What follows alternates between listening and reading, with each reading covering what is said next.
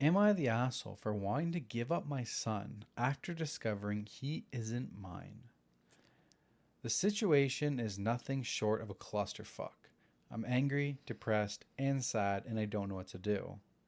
I, 32 male, am shattered and I don't know where to go from here. My wife passed away last month, only 7 months after giving birth to our son. She developed peripartum cardiomyopathy, a rare and severe form of heart failure that can occur in the months following childbirth. Despite the doctor's best efforts, she didn't survive. Losing her so suddenly has left me heartbroken and in a state of constant grief. 3 weeks ago, my wife's best friend came over to visit. She was visibly nervous and eventually told me she had something sensitive to share. After some hesitation, she revealed that my wife had confided in her that she'd been unfaithful around the time our son was conceived, and there was a chance that he might not be mine. I was stunned and angry. My wife's best friend was telling me this only weeks after my wife's death, and it felt like an attempt to tarnish her memory.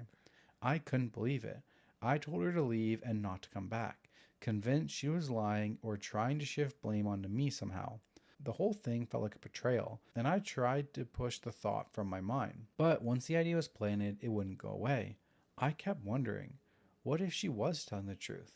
After days of tormenting myself with the possibility, I decided to get a DNA test. It wasn't an easy decision. I felt guilty for even considering it, but I needed closure. Yesterday, the results came back in, and my worst fears were confirmed. My son isn't biologically mine. Now I'm in turmoil. I loved my wife, and I wanted to believe our son was a piece of her and me together. But knowing he's not biologically mine has left me feeling lost and betrayed.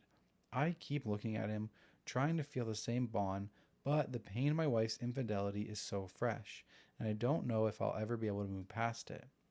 I feel awful even considering it, but I don't know if I can raise him on my own. The betrayal I feel is overwhelming, and I don't know if I'm capable of giving him the love and care he deserves. It is breaking my heart, and I feel like a failure, but I also feel like I'm not equipped to give him the life that he deserves.